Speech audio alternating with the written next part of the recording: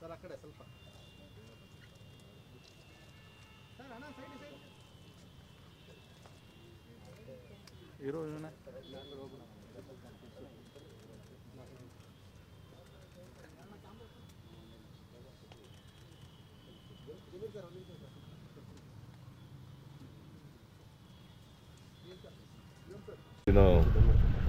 ಆಚರಣೆ ಮಾಡ್ತಾ ಇದ್ದೀವಿ. ಅವರ ಜನ್ಮದಿನವನ್ನೇ ಮಕ್ಕಳ ದಿನಾಚರಣೆ ಅಂತೇಳಿ ಮಾಡ್ತೀವಿ. ನವೆಂಬರ್ 14ನೇ ತಾರೀಕು ಯಾವಾಗಲೂ ಕೂಡ ಮಕ್ಕಳ ದಿನಾಚರಣೆ ಅಂತೇಳಿ ಆಚರಣೆ ಮಾಡ್ತೀವಿ. ಯಾಕಂದರೆ ಜವಾಹರ್ಲಾಲ್ ನೆಹರೂರವರನ್ನು ಚಾಚಾ ನೆಹರು ಅಂತ ಕರಿತೀವಿ.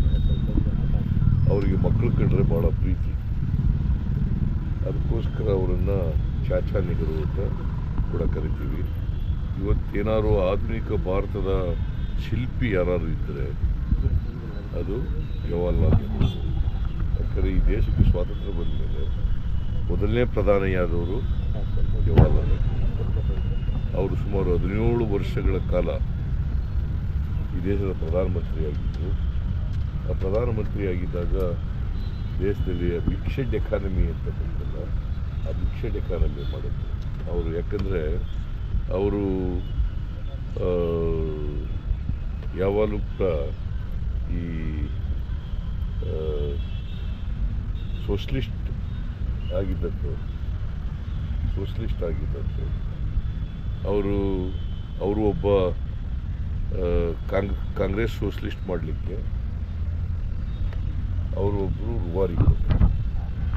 ಸೊ ಲೋಹಿಯಾ ಅವರು ಇವರೆಲ್ಲರೂ ಸೇರಿ ಒಂದು ಕಾಂಗ್ರೆಸ್ ಸೋಷಲಿಸ್ಟ್ ಅಂತ ಮಾಡಿ ಅವರು 17 ವರ್ಷಗಳಲ್ಲಿ ಈ ದೇಶದ ಅನೇಕ ಸಮಸ್ಯೆಗಳನ್ನು ಬಗೆಹರಿಸಿದರು. ದೊಡ್ಡ ಕೈಗಾರಿಕೆಗಳನ್ನು ಮಾಡಿದ್ರು, ಅನೇಕ ಅಣೆಕಟ್ಟುಗಳನ್ನು ಕಟ್ಟಿದ್ರು, ನೀರಾವರಿ ಯೋಜನೆಗಳನ್ನು ಮಾಡಿದ್ರು, ಜನರಿಗೆ ಕೆಲಸ ಕೊಡ್ತಕ್ಕಂಥದ್ದಕ್ಕೆ ಮಾಡಿದ್ರು. ಸೊ ಹಾಗಾಗಿ ನೆಹರು ಇದ್ದಾರಲ್ಲ, ಅವರಿಗೆ ವಿಜ್ಞಾನದಲ್ಲಿ ವೈಚಾರಿಕದಲ್ಲಿ ನಂಬಿಕೆ ಇಟ್ಕೊಂಡಿದ್ದಾರೆ. ಸೊ ಅಂಥವರು ದೇಶದ ಪ್ರಧಾನಮಂತ್ರಿಯಾಗಿ ಅವರು ಭಾಳ ದೀರ್ಘಕಾಲ ಪ್ರಧಾನಮಂತ್ರಿ.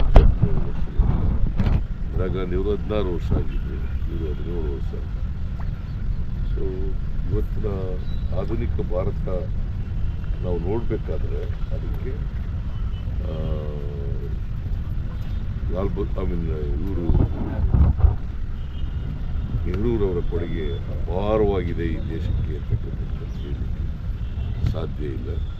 ಇವತ್ತು ಆಹಾರದ ಸ್ವಾವಲಂಬನೆ ಆಗಬೇಕಾದ್ರೆ, ದೇಶದಲ್ಲಿ ಆಹಾರದ ಸ್ವಾವಲಂಬನೆ ಆಗಬೇಕಾದ್ರೆ ನೆಹರು, ಇಂದಿರಾ ಗಾಂಧಿ, ಆಮೇಲೆ ಜಗಜೀವನ್ ರಾಮ್, ಲಾಲ್ ಬಹದ್ದೂರ್ ಶಾಸ್ತ್ರಿ ಅವರಂತೂ ಕೂಡ ಕಾರಣ. ನಾವು ಒಂದು ಕಾಲದಲ್ಲಿ ಆಹಾರಕ್ಕೆ ಬೇರೆ ದೇಶದವ್ರ ಮೇಲೆ ಅವಲಂಬನೆ ಆಗ್ತಕ್ಕಂಥ ಪರಿಸ್ಥಿತಿ.